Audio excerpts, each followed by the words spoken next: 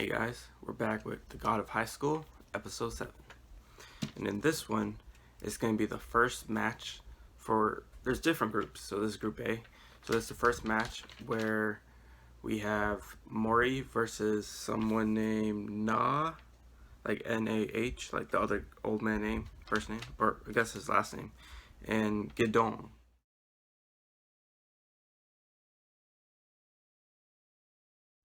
So in this one, Mori tries to kind of show off a bit, and he uses the pressure points to where he has to hit certain pressure points on his body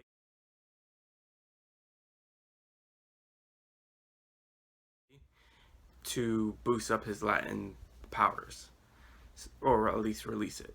So he does that to kind of show off, and then he hits the wrong one and he paralyzes his body to where he can't do nothing. So then it goes to a comedic scene of the of Gyeongsang just beating him down, like he's on the floor. So Mori's on the floor at this point, and he's just getting stepped on and he loses that fight.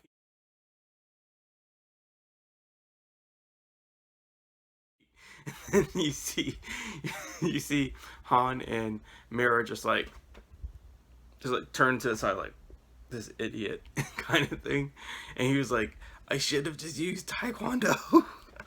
And he's just at the nurse's area just getting healed up, and then so it is a like you is a 2 out of 3, so the other 2 has to get a win to pass.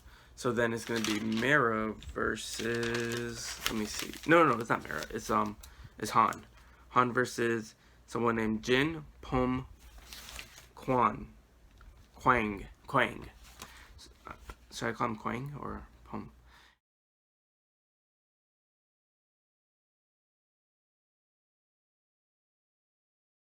Anyways, Kwang is a 38-year-old high schooler.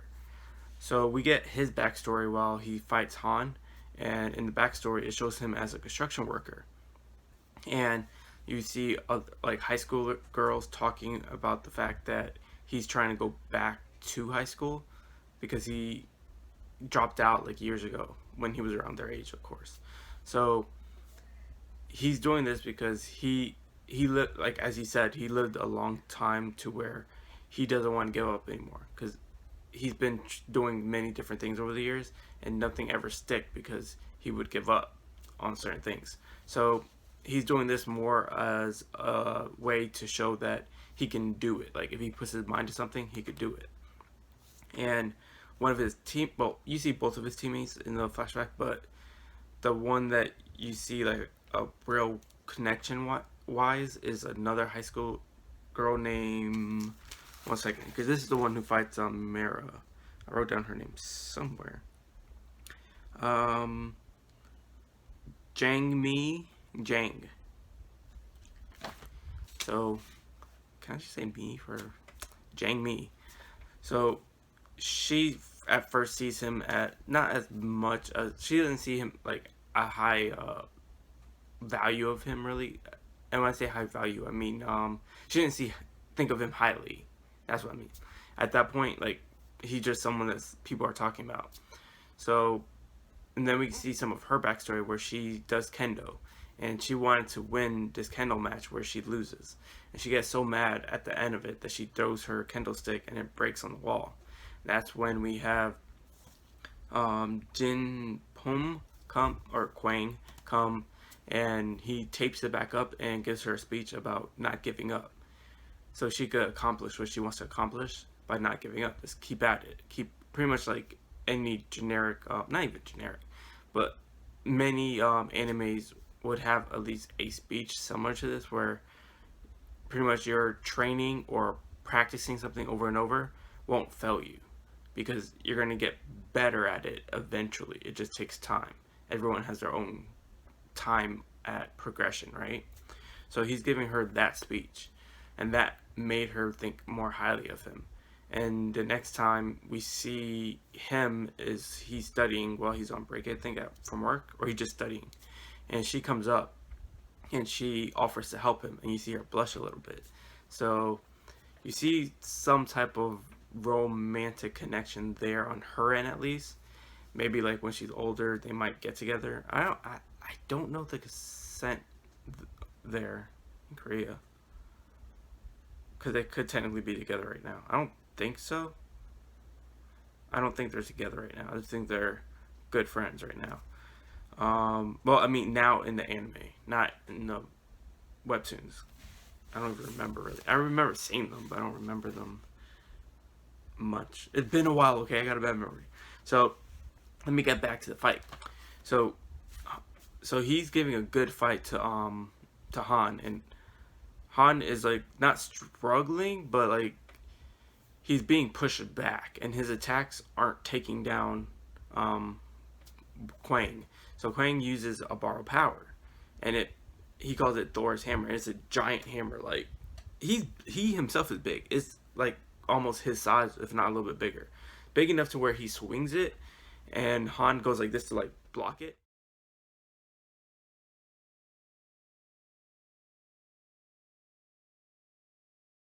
It's like bigger than Han, pretty much. So at first he was getting beaten back a little bit, but when you see they're both of them have their own motivation. So Quang wants to show that he never gives up, and he wants this to, I think, to pretty much change his life for the better.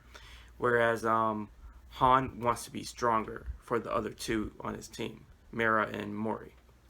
So he uses his different stances, and those didn't really put this before he used Thor hammer.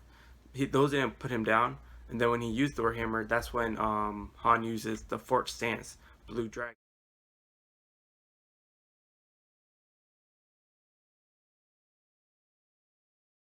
which breaks the hammer and takes down Quang. So he wins that match, and then it's gonna be Mira versus Jong Mi, and in that one, it like they Jong Mi made it pretty, subtle that Mira was more skilled than her. So when her sword breaks, she uses her wooden sword. They're both using wooden swords. She uses her borrowed power, which makes a giant energy sword.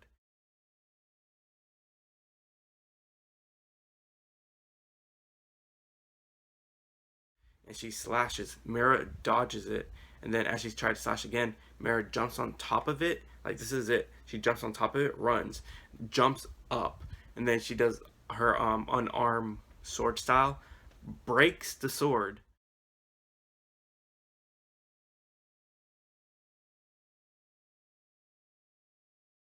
and then blasts Jang Mi back into like the ropes and like takes her out. So they win that match. Like I wouldn't say mid difficulty for Han, and then low to mid for Mira, because she still had like her sword still broke, but she still didn't suffer any real damage. So that's why I said like low to mid for her. And then we also see more of the fight from Q. He wasn't really taken out. He was just like he was injured, but like the weapon blade that was in him disappears, and he summons his borrowed power.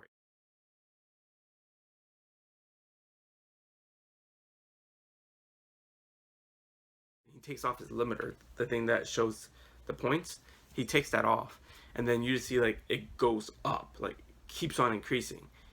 And then we see him use like his summon his Joker persona. I want to say persona, because Persona is a game, and it's similar to that to an extent, and it has a scythe. So he's using a scythe to fight the guy, and he cuts off both his arms. But then the guy named his name is Drake. He's from Nox. He's a member of Nox, like a lower tier. He uses his borrow power, which is like a centipede that like sews up his arm back at him.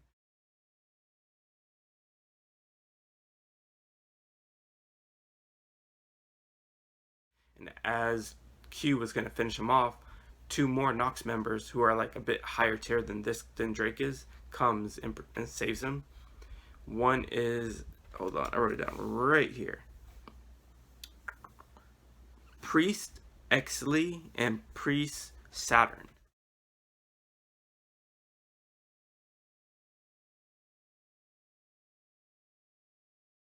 So I think it was Exley who saved Drake, and then that's when Q starts to fight both of them, and that's when O comes in.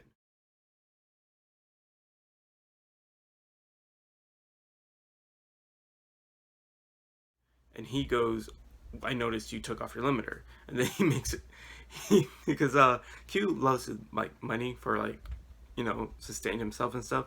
So he's like, well, taking off the limiter is like a couple of months, I think, a couple of months, no pay, added to his penalty from before. That's like 6 months. And then Q's like, what the heck, man? Like, it's like he was in a situation where he needed to do it. So both of them are fighting these two priests, and O summons his dragon,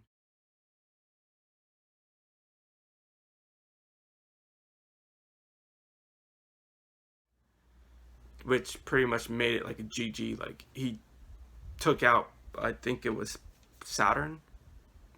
I hope I'm not getting them mixed up, but I'm pretty sure that's Saturn. And Saturn uses like this cross-shaped gun that blasts a bunch of these small blasts from these like small little bears that comes out of these pocket holes.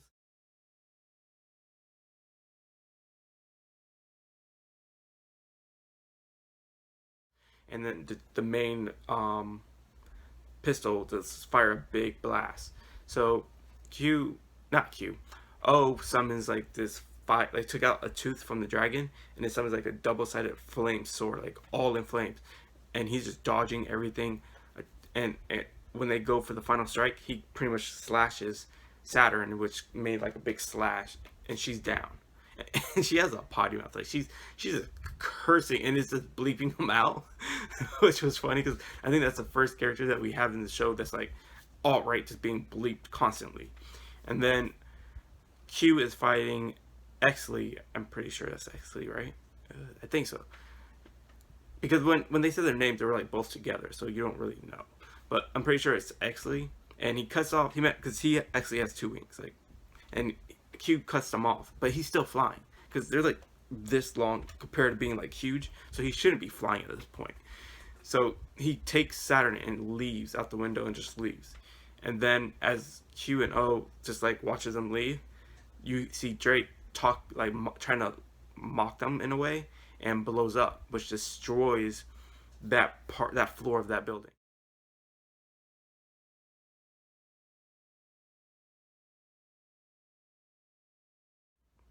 They survive. They both survive.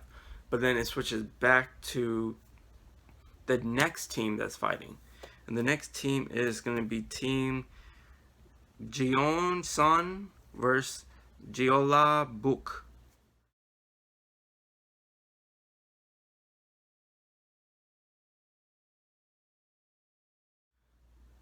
I try to say that the best I can. And the first two fighting will be Jigol Tech versus Jeon Jugok. Jugok.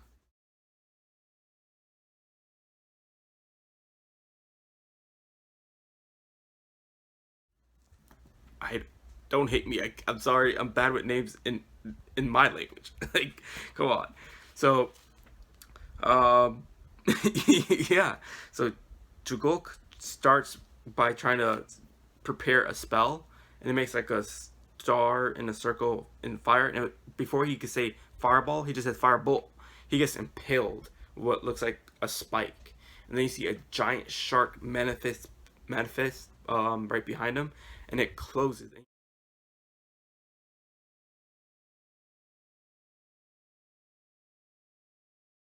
You just see blood splatter, and one of his teammates, who's his maid, jumps in to try to stop it and attacks what's his name, Jagol, Jagal, and she gets taken down pretty easily.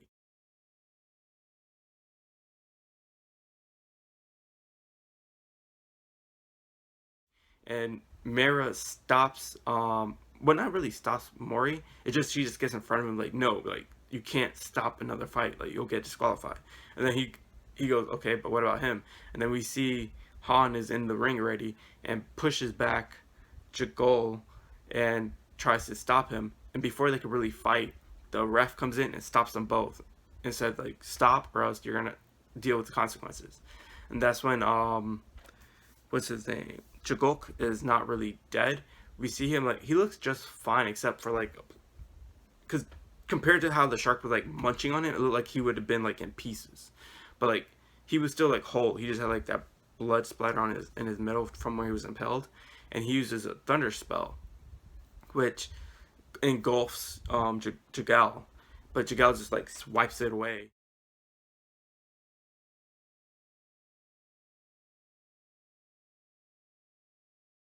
And he speed blitz right to Jagok, hits him into the air, and then you just see like this manifestation of this mouth with all these spikes like surround him, and it goes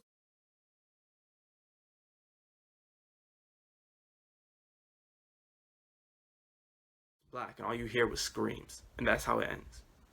So we know things are gonna things are already getting crazy. Like this one has so much detail, so many things that happened in this episode compared to the one before. So that was like a little breather. Now things are getting crazy. I don't even know what's gonna happen in the next fight. Like, that was the first fight. So and then he already took down the maid in that one. Like when she tried to stop. So does that count as 2 wins right there, or is the maid still gonna have to fight, or is the other guy, the third person on their team, gonna fight someone else on the team? Like I don't know how that's gonna happen. Let me know what you think about the how brutal this episode was. Is it better than what happened before? Do you like this fight more? Because we have like what 5 6 fights in this one episode. I'm liking it. Like this pace, it felt like a long episode, and I love it. Like keep up this pace. I want to see more. I want to see what else Mori could do besides the pressure points to boost himself up. I know he could do a few other things, but I mean like attack wise, like what else could he do? Did he learn anything new? Because they changed certain things up, between the webtoons. So let me know what you guys think. Comment, subscribe, like the video, and I'll see you guys next time.